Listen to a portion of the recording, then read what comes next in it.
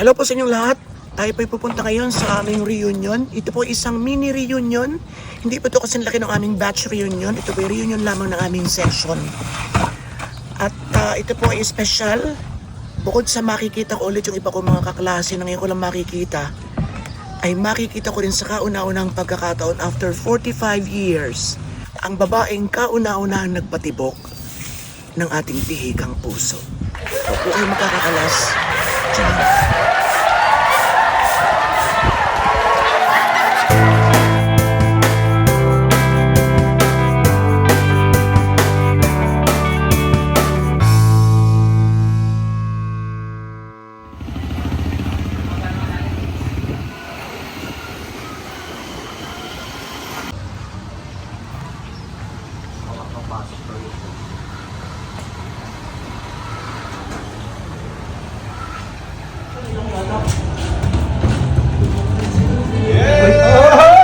Nakoy, pasensya na!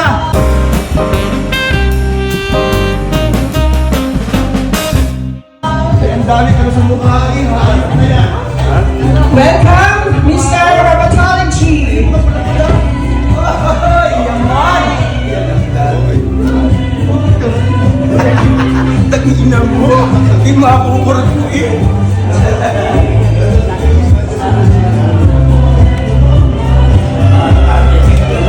Parang bumalik ka sa Camacho.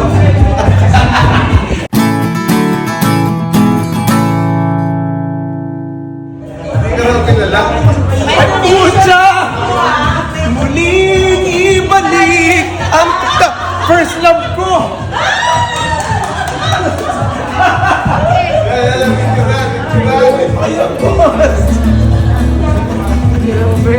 Kumusta? Get your share. Ay, in first love ako. Ngayon lang kami nagkita. Ngayon lang kami nagkita after 45 years. Tapos girl lang. Girl na girl.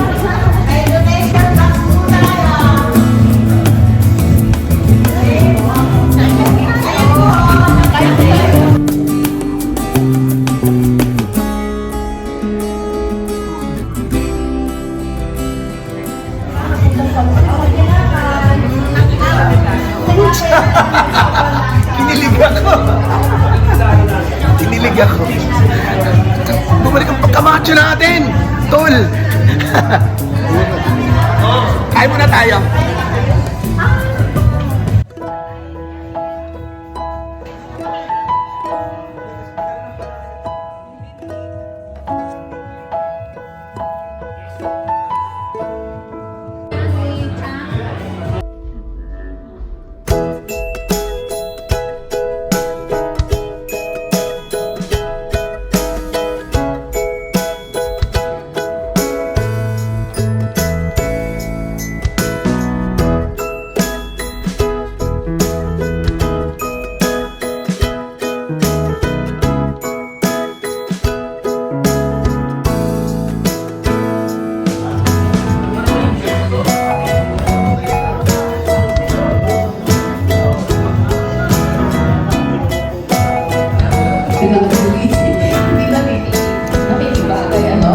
So, ito yung mga common natin na mga fear. Kasi related din po siya sa nabanggit ko, share ko nung batch reunion natin.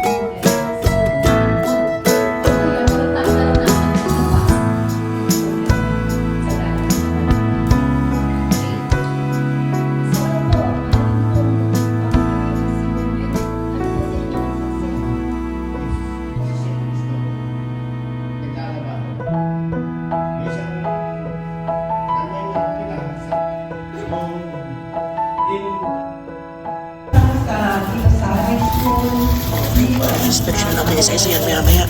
Meron tayong mangoes. And meron tayong watermelon. Summer na summer. Ating meron tayong pork adobo. Adobe.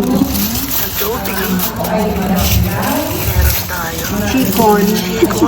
Talaga naman. Ah, fish fillet. Fish fillet, mali ka. Mali ako. Fish fillet pala. Sapsoy.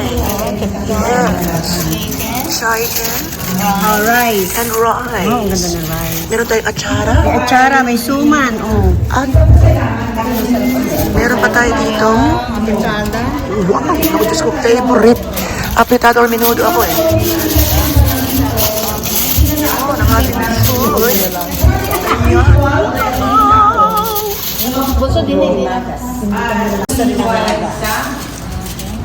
Ano to? Rice. Okay. Rice with Wow, may pa-effect. And this one is? kambing from Vicky. Hindi naman ang mga marami.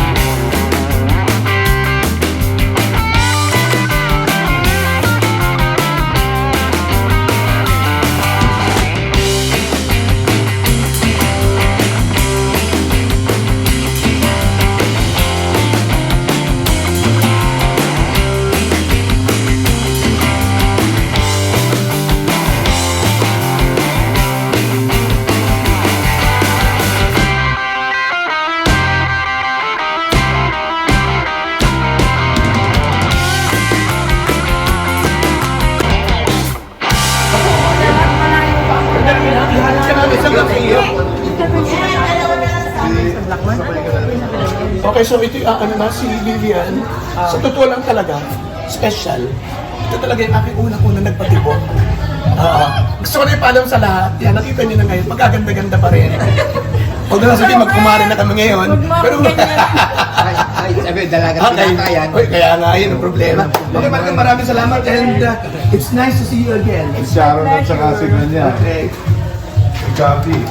Girlfriend ko yan. First ko napasagot to. Sumagot ko eh.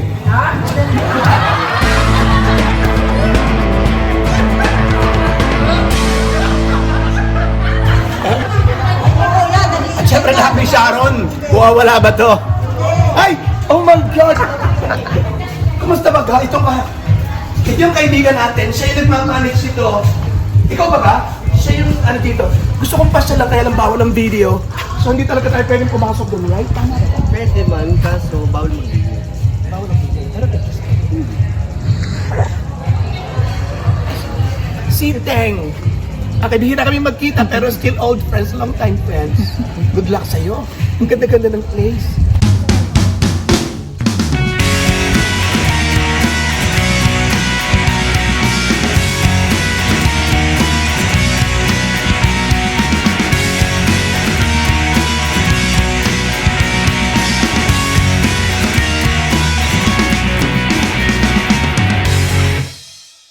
Okay, so natapusin po ang ating pagkasaya-sayang reunion.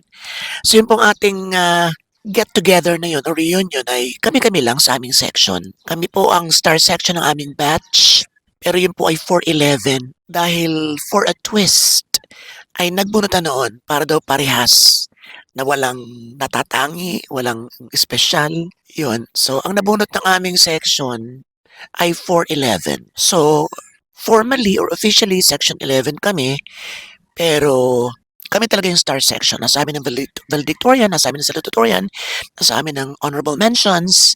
Magagaling sila. Swerte ako napasama ako sa, hindi lang sa batch namin, kundi sa aming section. Kasi hanggang ngayon solid. At the same time, magagaling talaga. Ako pa yung pinakabobo sa aming grupo. Pag science and math, asahan mo ako. Imbiyara na sa akin yung mga kaklase ko kasi alam nila ko, kopya ako. Pag pinag-usapan yung mga cosine, mga perpendicular to, ay nako. Algebra, ay nako. Algebra nga ba yun? Nakalimutan ko na. Wala na. Oo, talagang wala. Talagang merong fear.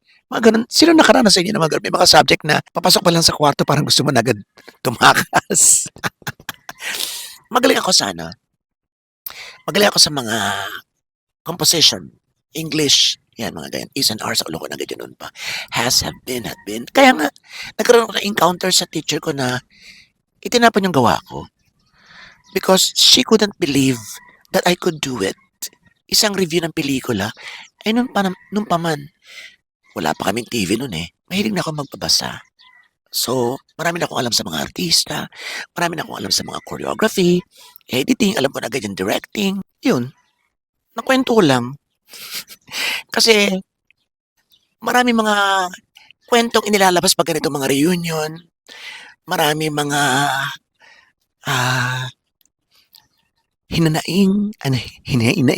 hinanakit, pagmamahal, katuwaan, kasayahan, mga nagbabalik na mga alaala. Diba? Ang sarap-sarap pag-usapan sa mga reunion. Eh, ang gagaling ng mga kaklase ko, ang gagaling magsalita, ang gagaling mag-share ng kanilang mga karanasan, mga, ay nako, talagang hindi sila nagpahuli sa akin.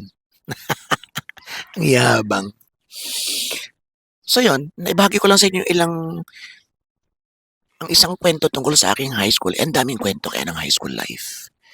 Diba? So talagang hindi kami nagkaubasan doon. Dito nga tayo.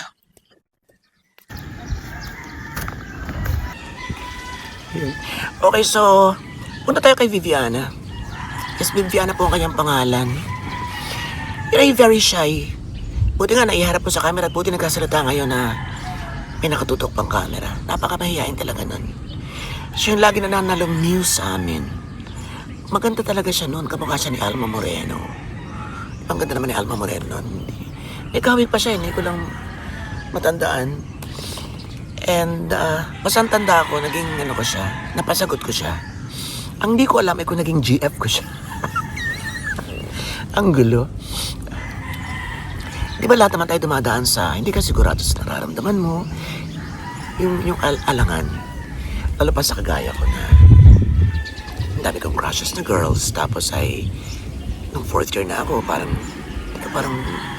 bakit parang interested ako dun sa isang guy, parang gano'n.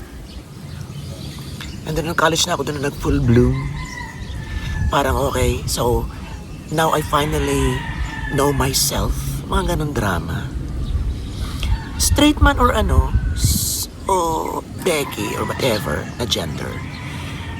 Sa high school talaga, maraming mga bagay na hindi ka sure. Lalong-lalo na pagdating sa damdamin. Diba, meron kang crush, parang jowa-jowa mo ngayon, bukas, sa isang araw, parang wala kang nararamdaman. Mga ganun moments, iba. Ikwento nyo nga yung mga high school crushes and high school love life. Kung ano baga. Para mabasa natin. At baka meron tayong matututunan leksyon. Tutok tayo kay Viviana. Napasagot ko yan ang alam ko sa grandstand. Ito nakalambiti siya, nakahawak siya sa parang bakal. Yung nakaharang na ganun sa daanan. Andito ako sa harap, parang may nginunguya-nguya ako. Pag ganun siya, ano tayo natin? Parang gumanon siya. Tapos, habang naglalala siya, kita ko lumulubo yung sipon. Sana wag mapanood yung video to. Hindi ko alam kung aware siya nun, pero parang hindi ko naman sinabi. Hindi ko talaga nga pala sinabi kasi siyempre, nakakasabihin sa kanya na yung sipon mo lumulubo, hindi nililigawan mo, pinapasagod mo pa lang. Di ba? Baka naman turn off. So alam ko hindi niya alam. Ngayon, pag napanood niya, di alam na niya. Lumulubo yung sipon niya gano'n. Sino nakarana sa inyo? O nakakita na ng ganon. Yung sa sobrang yun, basta nakakatawang karanasan. Kasi ng high school, di ba? Lalo na pagdating sa mga ganyan. Kagaya yung sabi nga ni Murphy, nung ihahatid niya yung kaklase namin din sa Borin, asawa na niya ngayon. Ang bilis daw maglakad. Habol daw sila eh. Mga ganong eksena. Kwento niyo ha. Yun, so Viviana talaga special. Because, ang dami kong crushes noon. Diyos ko, palikero ako noon. Ang tanda ko mga crushes ko, yung isa na vlog ko, di ba, yung aking biggest crush, si Edna, na dinadayo pa sa kanilang bigasan, pasilip-silip ako para ibigay yung sulat ko. Tapos si Coraline daw, hindi ko tanda si Coraline, pero sabi si Coraline daw, sino pa si Lynette, nung elementary kami. Pero, ang tanda kong pinakamalaking, ang isang crush, ang unang kong crush, ay si Miriam nung high school. Parang Miriam, napapili ni Miriam. yun. Pero pagdating sa'yo, talaga may kaunti ka nang nararamdaman na parang gusto mo siyang ihatid, gusto mo ligawan, parang may kaunting selos ka pag nakikita mo may kausap na iba, si Vivian. And yun nga, nakita ka ni kanina. Nakakatawa. Ayoko naman mapaka-plastic na ilabuloy ganyan. Lalo pa byuda raw siya. Huwag kayong ganyan.